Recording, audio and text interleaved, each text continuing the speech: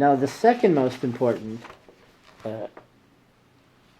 Judeo-Spanish newspaper at the end of the Ottoman period in Salonika was El Avenir. It was nationalist and Zionist. So originally it was censored by Abdul Hamid, and then after the 1908 Young Turk Revolution, it took an open Zionist and political position. Al Avenir was a nationalist and Zionist newspaper, second only to La Epoca. It lasted also just until the beginning of the Greek period at the end of the Ottoman Empire. So it lasted from 1897 to 1913. It was censored originally by the Sultan Abdul Hamid. After the 1908 Young Turk Revolution, it took an open Zionist and political position. It was edited by the activist Zionist David Florentin. And here I mention some other newspapers. El Avenir originally was clandestine until the Young Turk Revolution. And then, as I mentioned, then it showed political Zionist sentiments after 1908. But it was short-lived because in the Greek period, everything changed. There were Zionist newspapers and Judeo-Spanish newspapers in the Greek period, but I would say they didn't have the same central influence. Okay, you had the Zionist newspapers, La Nación, Renacencia Judío, La Esperanza, Pro-Israel. Pro-Israel was in French and in Judeo-Spanish. That fought for Jewish rights at a time where the political regime in Greece wanted to curtail its religious freedom. There was a law, as I talked about before, in 1924 to compel the Jews to work on Saturday or give up Sunday as a working day, and Sunday was made as a day of rest. So pro-Israel was very active in trying to change that, influence Venizelos, pressure the Greek government via World Jewry about the Shabbat issue, but it didn't succeed. And a lot of those people already then went to Palestine, or if they didn't go then, they went in the 30s. But the people who were the editors and who wrote in these newspapers, and also who read these newspapers, they had a more acute political understanding. So they were the people who came in the 1930s. Now, some of these Zionist newspapers also had a religious Mizrahi Zionist ideological stand. In terms of numbers, they were a minority. Maybe there were only 200 people. But as I've talked before, in the 30s, so there was that significant wave of over 18,000 Jews who went to Palestine. So these newspapers had an effect. Then the Socialist Workers' Federation, which was primarily Jewish and Judeo-Spanish, had its own newspaper, Avante, which was published on Shabbat, on Saturday. And before that, they had their Journal de Laborador, the Journal of the Worker. So these journals, of course, they were very political. They advocated international socialism. They were anti-Zionist. They also were not nationalist in terms of Greece at all. They were international. There were also humoristic Judeo newspapers. There were numerous ones, and there was one called El Burlon or El Kirbach, which means the whip. And then there were just general Judeo-Spanish newspapers, La Voz del Pueblo, the Voice of the Pueblo. In the 1930s, there was La Acción.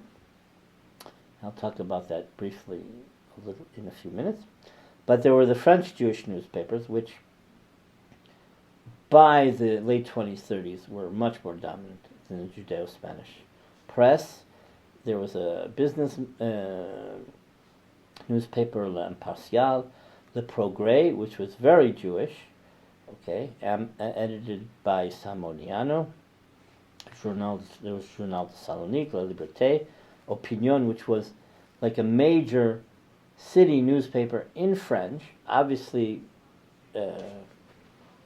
reflecting the Jewish position. And La Indépendante was also very activistic, Zionist, very pro-Jewish. And during the 1931 riots, the Campbell riots, L'Indépendant challenged the Greek government. Olga Borovaya wrote about modern Judeo-Spanish literature. She has one chapter about Judeo-Spanish literature and novels, and she doesn't say a lot about the actual creation. She talks about the phenomenon. But from Salonika, she pointed to one Judeo-Spanish novel, La Dama de las Camelias, which was published in 1922. And here I present a picture of this. And again, though, it is an adaptation from French. It wasn't exactly original. But we only know about one woman who actually wrote original Judeo-Spanish literature. Her name was Reina Cohen. She was very surrealistic, very spiritual, very mystical. She was crazy, but that's her texts. We are the only ones that we'll call it rare original Judeo-Spanish literature from Salonika. From other cities, there were examples. And then David Bunis, who was my teacher of Judeo-Spanish at Hebrew University, he wrote a book, Voices from Jewish Salonika, which is based on the caricatures of the newspaper La Acción, the Judeo-Spanish newspaper in the 30s, which depicted this old traditional couple and all their various intrigues and the stereotypes, and of course they're the old generation, so they're much more traditional. They're also part of the traditional folklore and folk beliefs and superstitions, and you know, you can tell by the dress on the cover. So they're wearing traditional Ottoman and Salonican Jewish dress as opposed to modern European dress. So the Judeo-Spanish press had a major influence. Literature, a little less, but it changed the whole focus from the rabbinic culture to a modern culture in a language that people understood. The Holocaust wiped it all out. The Judeo-Spanish press in Salonika remained authentic till the end of the 30s. So it was still in Rashi script. Okay, and then with that, you have the same traditional pronunciations. We're already under modernization in Turkey in 1924. Everything became Latinized, and Latin letters with modern Turkish influences on Judeo-Spanish, and the whole language and the culture changed. So until the annihilation of Salonican Jewry in the Holocaust, they still had a Judeo-Spanish culture and press. The French culture was more dominant, but we still see that the Judeo-Spanish press still carried on.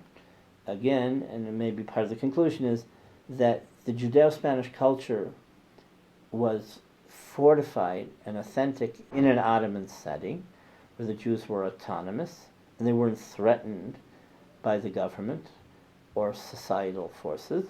And then in the Greek period, you have a decay, but you still have the Judeo-Spanish press and literature because it's part of the culture. And there are Greek influences on the Judeo-Spanish press, but it's much more vibrant in the Ottoman period, and it's waning in the Greek period because of societal changes and also because of migrations.